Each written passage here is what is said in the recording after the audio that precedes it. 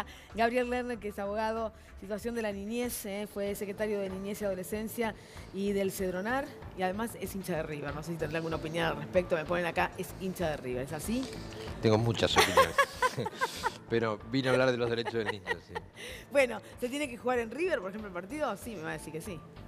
Primero se tiene que jugar. Se tiene que jugar. Se tiene que jugar. En algún lugar, en Marte, aunque sea. Sí, se tiene que jugar. Se tiene que jugar. Si puede hacer en la cancha de River, mejor, pero se tiene que jugar. Yo ya estuve toda la tarde del sábado. Y el ya domingo ahí estuviste amagando para ir y no. estaba con la tampoco. camiseta puesta Y y no, te escuché dijeron, que no, no, me quedé en mira, casa. no se juegan. Bueno. Así fue. Bueno, a ver, recién estábamos hablando con Hernán Patiño Meyer, con Jorge Rashid, del G20, los líderes del mundo, y a mí siempre me impresiona que desde los discursos ellos trabajan para achicar la desigualdad, combatir la pobreza. Sin embargo, lo que crece es la industria militar, la concentración de la riqueza en pocas manos y la situación de los niños en peligro en el mundo, podemos decir, ¿no es cierto? Es decir, ¿cómo se condicen estas cosas a la hora de que los líderes políticos toman decisiones con presupuestos en la mano, donde en lugar de decir, bueno, pongamos más dinero para que esto se solucione, se achican esos presupuestos? Bueno, un mecanismo frecuentemente utilizado por los gobiernos y las tendencias políticas que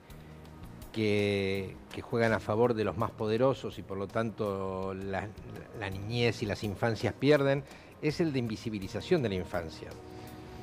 Durante la campaña electoral del año 2015, el actual presidente Mauricio Macri se mostró en la Villa 21 con una niñita al lado y aparecieron en varios momentos de campaña. Yo los convocaría a tratar de encontrar en los últimos 2 años imágenes del presidente y de sus funcionarios con niños. Los niños han desaparecido de la agenda de este gobierno. Es una manera de ir a un presupuesto de un ajuste brutal como este, que es tremendamente agresivo para con los niños y las niñas, y que casi no se discuta de lo que va a pasar con los niños y las niñas en relación a ese presupuesto. Porque es fácil invisibilizar a los niños porque ellos no se autorrepresentan en el debate político. Si no aparecen sectores sociales o políticos que los representen y que logren tener volumen en sus voces, es fácil recortar. Es más fácil recortar en los niños que recortar en los adultos mayores. Por ejemplo, porque los adultos mayores no protestan, los niños no salen a las calles a protestar. No votan, solamente una minoría vota. Claro. Sus organizaciones no tienen mayor visibilidad. En la Argentina debiéramos tener un defensor del niño que hace 13 años no podemos tener, que incrementaría un poco la voz de los niños. ¿Por qué no podemos tener? Porque durante 13 años, desde que está vigente la ley 26.061, que es la ley de protección, que derogó la vieja ley Agote, la vieja ley de patronato, en el Congreso nunca hubo las mayorías necesarias para poner a funcionar la comisión bicameral. Ahora ya hace 2 años que funciona. Hemos participado de un proceso de concurso muy interesante, muy intenso. Yo soy uno de los candidatos. Nos inscribimos 63 personas. Fuimos a un examen muy riguroso, lo hemos aprobado 15 hace 2 meses, hemos tenido audiencias públicas y ahora estamos esperando que la comisión bicameral de los 14 que seguimos tome la decisión. Lo que pasa es que tiene un sistema complejo porque es un concurso, entonces debería, por un lado, puntuarnos y por otro lado conseguir una mayoría de 2/3 para ungir al candidato. Y eso está complicado, pero yo estimo que en marzo, cuando se reúnan de nuevo, vamos a tener algún tipo de novedades porque hemos hecho un esfuerzo puede salir grande. En las próximas sesiones ordinarias. Y se esperó que saliera antes de terminar estas sesiones, no se lo logró, se terminó con todo el proceso concursal, esperemos que ahora en marzo eso se resuelva. Ahí teníamos unas placas preparadas, un tema que ya tocamos en el programa, sobre el trabajo infantil. Me comentaba el doctor Lerner, claro, esto que también te contamos, qué pasa en la provincia de Jujuy, ¿no? Donde el gobernador Morales aprueba que en su momento fueron 47 niños menores de 16 años, hagan trabajo, autorizados a trabajar. Ese trabajo infantil que no se puede hacer por una ley que tenemos en la República Argentina. Pero a ver, vamos con las placas a pleno, si te parece, Marcia, a ver si yo desde aquí puedo contar. El trabajo infantil en la Argentina con consecuencias, obviamente, la deserción escolar, la pérdida de la autoestima, enfermedades crónicas, retraso de crecimiento, reproducción de la pobreza, abusos físicos y psíquicos, todo esto pasa en ese entramado. Los que no van a la escuela, entre 14 y 15 años, un 19%, entre 16 y 17 años, un 39%. Estos son los datos a tener en cuenta. Y además, más de 1.200.000 menores están relacionados con la mendicidad, los limpiavidrios, la venta ambulante, los talleres textiles, el ámbito rural, ladrilleras, reciclado, el tráfico de drogas y la prostitución. Es decir, esto es lo que sucede con los menores en la Argentina, 1.200.000. Es complejo el tema. Es complejo. Hay una parte del trabajo que no necesariamente está vinculado a prácticas tan nocivas para los niños como las que se mostraron en los gráficos, porque una parte del trabajo es intrafamiliar, que deseamos que no exista para que los chicos jueguen y estudien y vayan a la escuela. Hay una parte del trabajo en la Argentina que se hace colaborando con las familias, colaborando en las casas, que se trata de evitar. Digo, no todo el trabajo es ese trabajo que apuntábamos a este tipo, ¿no? A esos chicos bueno, pero como yo veía el 1.200.000, me parece que ese 1.200.000 incluye a los niños que trabajan en sus casas. No solamente ese tipo de actividades que serían las peores formas de trabajo infantil. Nosotros durante años vinimos achicando la cantidad de niños que trabajaban. Nos quedó una debilidad importante en los medios rurales y nos quedó una cantidad importante de adolescentes, no de niños pequeños que trabajan. Hubo dos leyes muy importantes, una que elevó la edad de permiso del trabajo a los 16 años y otra que penalizó. Hay un tipo penal en el Código Penal que sanciona a quienes se enriquezcan o usufructúen el trabajo infantil. Sí, fueron reconocidas esas leyes, son del año 2013 y 2015, reconocidas universalmente en el campo de la infancia, pero el gap, la brecha que hay entre los estándares que ponen las leyes y la calidad de vida real de los niños es grande.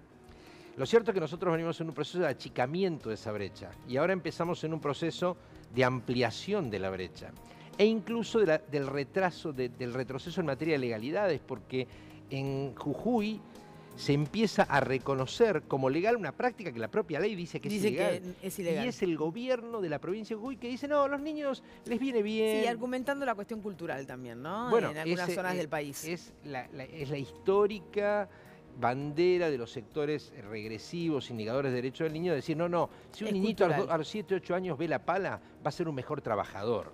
Digamos, está claro que estas teorías ya están bastante descartadas, pero algunos siguen esgrimiéndolas. Néstor, tenés una pregunta. Sí, a propósito de esto que comentaba, de la suerte de reglamentación del trabajo infantil en Jujuy, ¿a partir de qué edad se debería proteger, legislar que un niño no trabaje? Para la UNESCO, una persona es niño hasta los 18 años. La modalidad nueva de trabajo hace que mucha gente antes de esa edad esté trabajando. La pregunta es, ¿el niño antes de los 18 años no debe trabajar o de ahí en adelante habría que protegerlo de determinada manera? Lo deseable, de acuerdo a la Convención sobre Derechos del Niño, es que los niños no trabajen por debajo de los 18 años. Sin embargo, en la Argentina, que la ley establecía la prohibición del trabajo desde los 14, la subimos en el año 2013 y la llevamos a 16, con lo cual el trabajo está prohibido por debajo de los 16 años, salvo el trabajo acompañando a los grupos familiares en determinadas circunstancias con algún nivel de autorización de la autoridad de aplicación. Ahora, siempre reconociendo que no es un trabajo deseable, y mucho menos como en Jujuy, que lo han llevado a niños de 10 años de edad. Es decir, claramente lo que en Jujuy se ha determinado es nocivo, no hay una situación extrema que justifique una decisión de esta naturaleza, y lo que hay es una decisión de horadar el piso que establece la ley 26390, si no me equivoco, que es la que puso el piso en 16 años. ¿Ahora es trabajo esclavo? No, en este caso no, en este caso son niños que trabajarían vinculados con sus familias, digo, para no generar un temor por algo que no sucede. Lo que está sucediendo es no para caer, digo, en el delito de trata de personas. No, esto no es trata de personas, esto es trabajo infantil, es tratar de legalizar lo que habíamos logrado que estuviera protegido, es decir, un trabajo que no debiera hacer los niños y que esta gente en Jujuy está intentando que lo vuelva a hacer como sucedía hace 20, 30 o 40 años. Ahora, doctor, en este contexto, en un mercado laboral que es cada vez más chico, con trabajadores adultos que son despedidos permanentemente de las empresas, permitirle trabajar a nenes de hasta 10 años lo que hace es precarizar aún más el empleo formal, es decir, achata la base salarial haciendo trabajar a los niños. Bueno, pero que en general cuando se hace trabajar a los niños es para incrementar las ganancias de los sectores empresarios, bajando el valor de los salarios de los trabajadores adultos, Claro. o incluso incrementando el trabajo no regularizado. Esta es la práctica habitual. No se suele recurrir a los niños porque no hay otros brazos para recoger cosechas, sino para bajar los costos empresariales de una manera que viola las reglas más elementales de ética y de protección de la infancia. Lo cual lo hace mucho más perverso todavía, como una perversión al cuadrado. Absolutamente, no hay otra justificación. Hemos perdido esto de los únicos privilegiados son los niños. No sé si lo hemos perdido definitivamente. Yo creo que en la sociedad sigue habiendo una sensibilidad que por ahí con otros sectores no existe, pero está claro que no como la teníamos en otros momentos.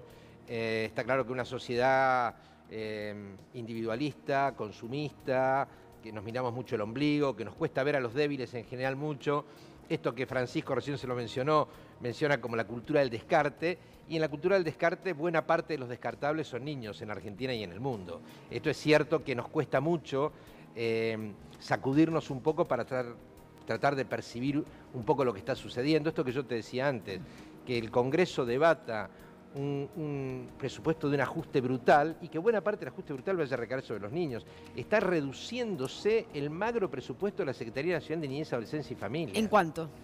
Y la Secretaría en términos reales, en términos nominales va a ser prácticamente el mismo que el año pasado, pero en términos reales eso reduce un 30% por la proyección de la inflación.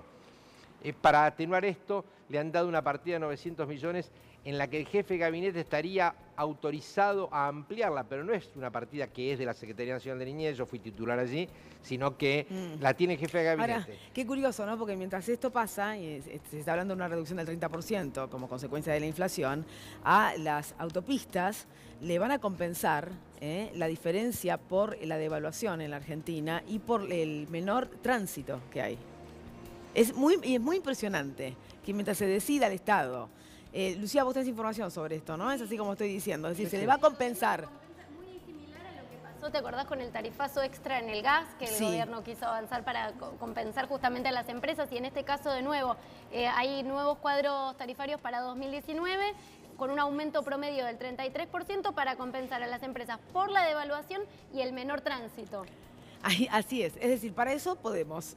Mirá, trabajadores, niños, educación, salud, producción, no hay. El único Ciencia, anuncio de envergadura tecnología. que hizo el actual presidente en su campaña electoral fue lo de los 3.000 jardines. Solo el cerco mediático, hay los spots, si uno pone No, googlea, ya lo pasamos, sí. bueno, los spots son maravillosos, No nos se construyó emocionan. ninguno. No se construyó ninguno, y el cerco mediático permite que nadie ponga en discusión estas cuestiones. Y con el último presupuesto se han quitado las últimas partidas que estaban en los ministerios de Desarrollo Social y de Educación para hacer realidad una mínima parte de esos jardines. Han desaparecido completamente y lamentablemente no logramos generar el nivel de respuesta social que esto ameritaría, ¿no? Doctor Lerner, muchísimas gracias. No, por favor. Muy amable. Nosotros vamos a hacer una pequeña pausa, enseguida regresamos, hay otra historia. Está por aterrizar Emmanuel Macron, el presidente de Francia, a la República Argentina, y estaremos atentos con todos los detalles. Allí apostados los colegas, fotógrafos, reporteros, nuestros camarógrafos, nuestro móvil, para que tengas todos los detalles. Bueno, ahí llegaba un avión, no sé si es el de Macron, pero enseguida volvemos. Pausa, dale, hay otra historia.